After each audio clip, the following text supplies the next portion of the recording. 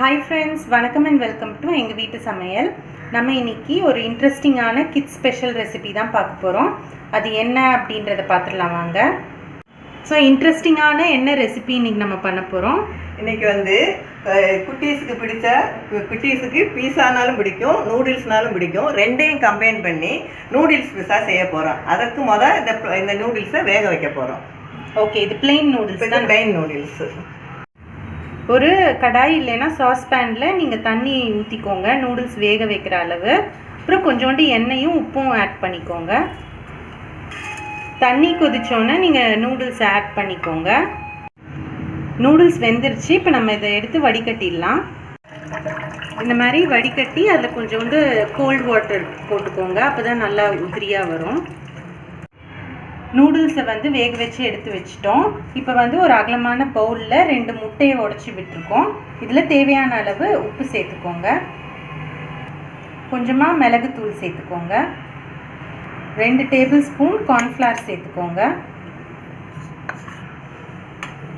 இதை நல்லா மிக்ஸ் பண்ணிக்கோங்க. இதை நல்லா மிக்ஸ் பண்ணிட்டோம். இப்போ நூடுல்ஸ் ஆட் பண்ணிக்கலாம்.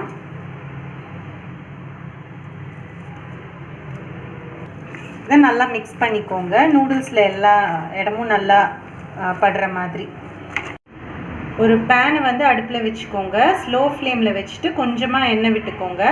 அதுக்கப்புறம் நம்ம வச்சுருக்கோம் இல்லையா, இந்த நூடுல்ஸ் கார்ன்ஃப்ளவர்லாம் கலந்தது, அந்த பேட்டரை நல்லா ஸ்ப்ரெட் பண்ணிக்கோங்க. இது நல்லா ஈவனாக ஆக்கிக்கோங்க. ஈவனாக ஆக்கிட்டு ஸ்லோ ஃப்ளேமில் ஒரு 2 மினிட்ஸ் மட்டும் இதை மூடி வச்சுக்கோங்க. இப்போ 2 மினிட்ஸ் ஆயிடுச்சு. நம்ம எடுத்துருவோம். இப்போ டொமேட்டோ சாஸ் எடுத்து நீங்கள் மேலே ஸ்ப்ரெட் பண்ணிக்கோங்க. உங்ககிட்ட பீஸா சாஸ் இருந்தாலும் அதை யூஸ் பண்ணிக்கலாம். இந்த மாதிரி ஃபுல்லாக ஸ்ப்ரெட் பண்ணிவிட்டு நீங்கள் கொஞ்சமாக சீஸ் போட்டுக்கோங்க. மொசரெல்லா சீஸாக இருந்ததுன்னா நல்லாயிருக்கும். அடுத்து நீங்கள் உங்களுக்கு விருப்பமான வெஜிடபிள்ஸ், குடமிளகா, வெங்காயம், தக்காளி, கார்ன் எது இருந்தாலும் நீங்கள் எடுத்து அரேஞ்ச் பண்ணிக்கலாம். வெங்காயம் வைக்கிறோம். இப்போ நம்ம எல்லா வெஜிடபிள்ஸும் போட்டுட்டோம். இதுக்கு மேலே நம்ம இப்போ திரும்பவும் சீஸ் போட போகிறோம். ஸோ உங்கள் வீட்டு குட்டீஸ்க்கு இது ரொம்ப பிடிக்கும்னு நம்புகிறோம். மேலே ஆரிகானோ போட்டுக்கோங்க. நெக்ஸ்ட்டு சில்லி ஃப்ளேக்ஸும் தூவிக்கோங்க. இப்போது ஒரு மூடி போட்டு கொஞ்ச நேரம் வச்சுக்கோங்க, அந்த சீஸ்லாம் மெல்ட் ஆகிற வரைக்கும். இப்போ ஒரு 5 மினிட்ஸ் ஆயிடுச்சு. நம்ம திறந்து பார்ப்போம். உள்ளே பார்த்தீங்க அப்படின்னா இந்த சீஸ்லாம் நல்லா மெல்ட் ஆகிருக்கு. ஸோ இது கரெக்டான ஸ்டேஜ். நம்ம ஆஃப் பண்ணிக்கலாம். அப்படியே நம்ம பேனில் இருந்து ஒரு பிளேட்டுக்கு ட்ரான்ஸ்ஃபர் பண்ணிடலாம். அது அழகாக வந்துடும். சூப்பராக நூடுல்ஸ் பீஸா தயாராகிடுச்சு. நம்ம இப்போ வெட்டி பார்ப்போம்.